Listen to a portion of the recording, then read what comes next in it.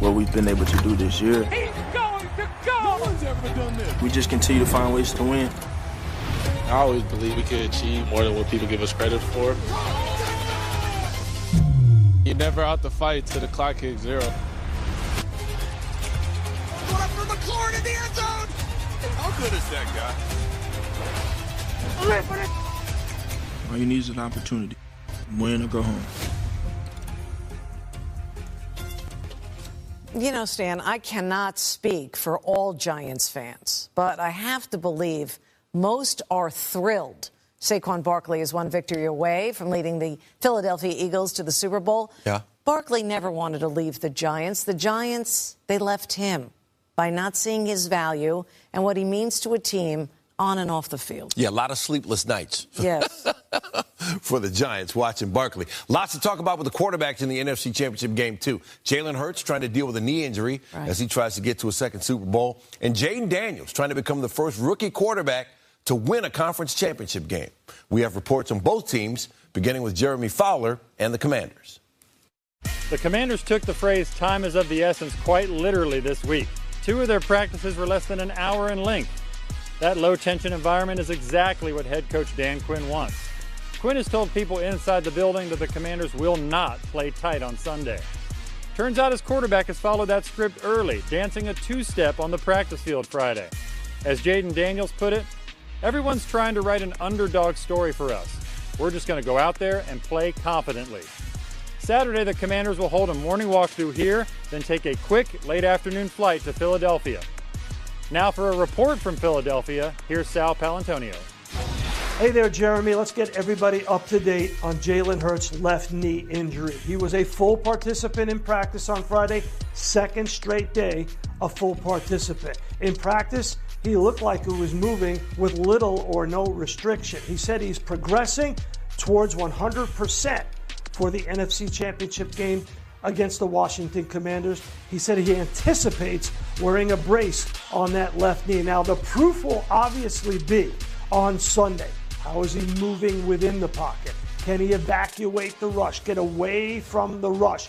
And then can he help in the running game because he's such a good runner with the football, offsetting what the Eagles do with Saquon Barkley. Jalen Hurts put it this way. He said, "I view this right now as an arrival moment for me and this football team. We haven't accomplished anything yet." With the Eagles, Sal Palantonio, ESPN.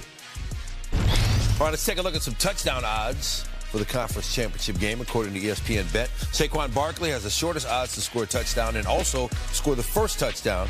He scored 2 in both games against the Commanders this season. Jalen Hurts and wide receiver Terry McLaurin have the next shortest odds to score. Here's Hurts.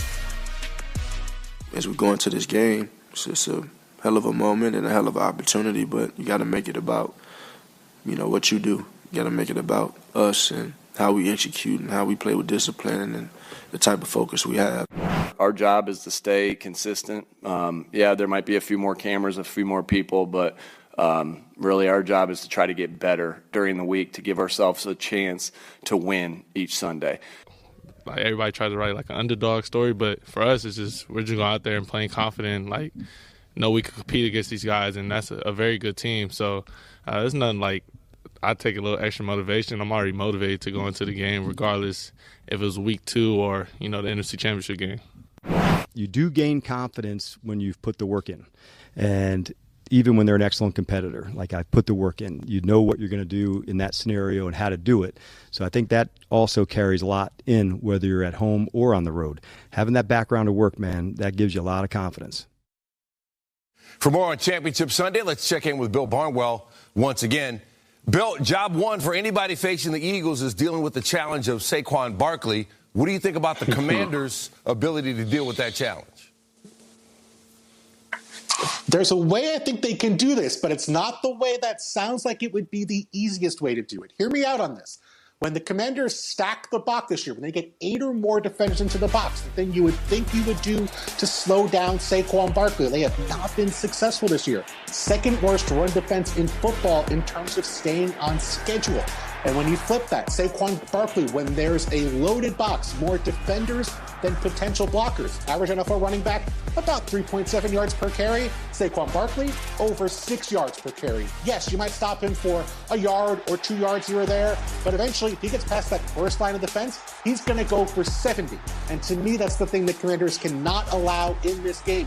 Maybe you let him get those 3, 4, 5-yard gains steadily and just don't give up that big explosive play that doomed the Rams last week. Yeah, we certainly saw that against L.A. Meanwhile, in Kansas City, one of the key matchups to watch is third down when the Chiefs have the ball. What can you tell us about that?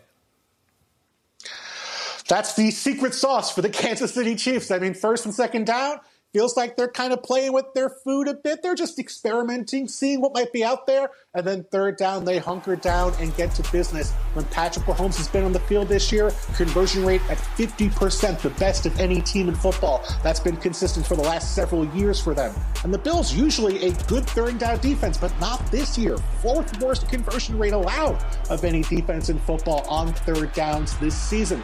And that's with Taylor Rapp, who's now out for this game. Christian Benford, the best cornerback, is questionable. We know Mahomes can always find that open receiver, right? He can extend the play. Eventually, someone's going to get open. The Bills have to avoid that. They have to win on third down, have to get off the field so that offense and Josh Allen can get on the field and score themselves. Yeah, Kansas City's been their nemesis. We'll see if they can finally break through and get to a Super Bowl past the Chiefs.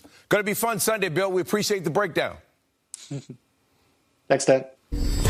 Cowboys are hiring their offensive coordinator, Brian Schottenheimer, to be their next head coach. This will be Schottenheimer's first head coaching job after being an assistant in the NFL for 14 years. Jerry Jones pointed this out in a statement saying, quote, he's no assistant anymore. So now, with Schotty taking the reins, the Cowboys will look to get back to their 2023 form with a fully healthy Dak Prescott, who had one of his best years of his career that season. They still have to solve that cap issue. They got to clear $3.6 million. They got to plug a few holes, obviously, from free agency, but Jerry's world does now have a new head coach. Let's welcome in our Cowboys reporter, Todd Archer. And Todd, the Cowboys interviewed 4 candidates officially for the head coaching vacancy. As someone like you who was around this team day in and day out, what was it about Brian Schottenheimer that made the Cowboys decide to stay in-house and promote their OC? Yeah, you heard Adam Schefter at the start of the show talk about familiarity and comfortability with Jerry Jones and Brian Schottenheimer. There's also a familiarity and comfortability between Brian Schottenheimer and Dak Prescott. They've developed a close relationship over these last 2 years, and really 3 when Brian was here as a consultant in 2022, working mostly with the defense. But while he wasn't calling plays these last 2 years, every time when Dak came off the field, he was talking to Brian Schottenheimer, going over what they had just seen, going over how different ways they want to attack defenses. They've learned to see the game way, and Brian Schottenheimer is known as a run-first offensive coordinator when you look at his history, but I can point to Seattle, his 3-year run there with the Seahawks.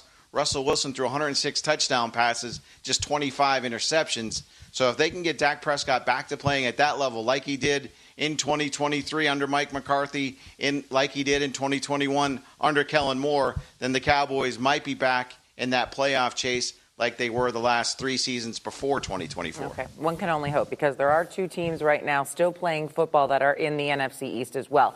Having a strong supporting cast will be the next step now for Schotty, and I don't mean on the field, I mean in terms of his coaching staff.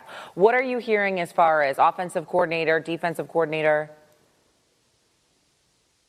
Let's start with the defensive coordinator, and indications are that Matt Eberflus, the former Chicago Bears head coach, will be high on the Cowboys' priority list, and talking to him about possibly returning to Dallas. He was an assistant under Jason Garrett for a number of years, working first with Rob Ryan and then Rod Marinelli on defense before moving on as an assistant and ultimately becoming Chicago's head coach. Maybe some coaches from his staff that he had with the Bears as well. And then on the offensive side, that's where it gets a little bit interesting, because it's my understanding that Brian Schottenheimer will be the one calling the plays. So finding the right offensive coordinator for him, maybe someone with an offensive line tie to help that running game get back up to speed the way it was early under Jason Garrett's tenure, and finding some explosive plays in the passing game is a must. And there's also another part they have to replace, and that's the special teams. They lost their coordinator, John Fossil, earlier this week to Tennessee. So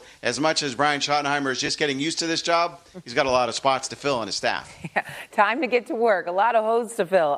So if Brian Schottenheimer does call the plays, as Todd Archer is saying probably is going to be the case, obviously that would carry over from Mike McCarthy. Friday night, in a move sure to frustrate a Cowboys fan base impatient for a Super Bowl champion, Dallas has promoted its offensive coordinator, Brian Schottenheimer, to head coach to replace Mike McCarthy. Schottenheimer became the Cowboys OC 2 years ago. This season, the offense was 16th in yards per game, albeit without Dak Prescott for much of the year. This will be Schottenheimer's first NFL head coaching job. So in the last 24 hours, the Cowboys, Raiders, and Jags have all found their new head coaches. Previously, Lions coordinators Ben Johnson and Aaron Glenn were each hired for their first head coaching jobs with the Bears and Jets, while Mike Vrabel is reunited with the Patriots. Only one vacancy still remains, the New Orleans Saints. Speaking of, David, is it just me or does this Pete Carroll hire in Las Vegas have Tom Brady written all over it? The two are familiar, to say the least, having faced off 4 times, including in Super Bowl 49, which Brady famously won after Carroll elected to throw the ball instead of run it on 2nd and goal, resulting in the Malcolm Butler interception. I'm sure you remember. Of the 4 meetings, they split wins. And then there's the Patriots connection, right? Remember, Pete was the coach in New England before they hired Bill. He and Brady never overlapped, but I'm sure that they have reminisced. And so now, in Sin City, they picked a true adult, the oldest NFL head coach who has more energy, truthfully, than half of these young coordinators. He'll work to establish an identity and culture to win games quickly. And who better to do it than a guy who has 11 playoff wins, including a Super Bowl and 2 national titles at the college level. Here's Adam Schefter with more on Pete Carroll joining the Raiders.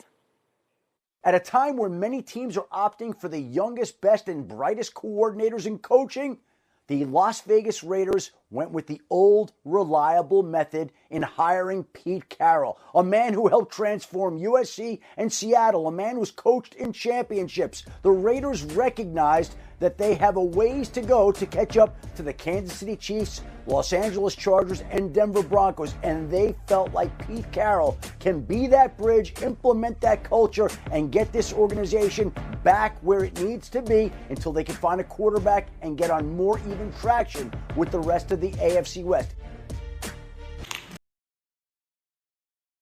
Y'all, get ready for some Dallas Cowboys news hotter than a Texas summer day.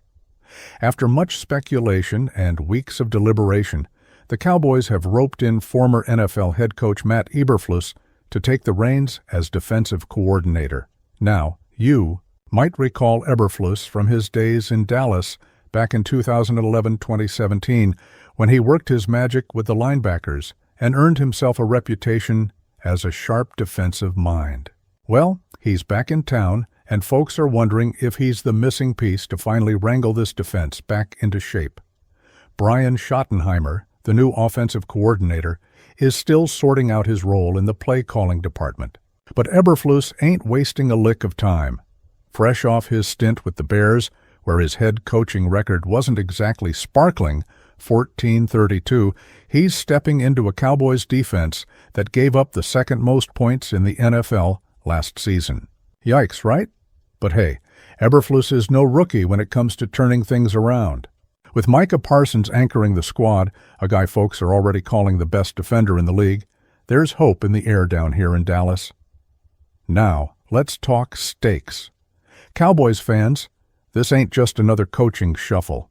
This is about restoring pride in a defense that has struggled to live up to the expectations of America's team.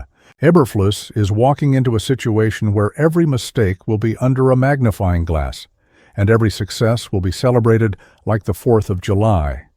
He's got a chance to make a statement, not just for the team, but for himself, proving he can lead a defense back to greatness after his bumpy ride in Chicago. But here's what's really got folks buzzing. Imagine Micah Parsons working under a defensive guru like Eberflus. Could this pairing be the spark that reignites the Cowboys' championship hopes? And while we're at it, what about those other playmakers waiting to shine? Will Eberflus craft a defense that finally brings some balance to the Cowboys' often lopsided game plan? With Schottenheimer on one end and Eberflus on the other, this coaching tandem could just be what we've been waiting for. Now, let me ask you this. Do y'all think Eberflus has what it takes to not only fix this defense, but turn it into a powerhouse? Or are we just setting ourselves up for more disappointment? Drop your thoughts in the comments below, and don't forget to hit that subscribe button to stay in the loop with all the latest Dallas Cowboys news.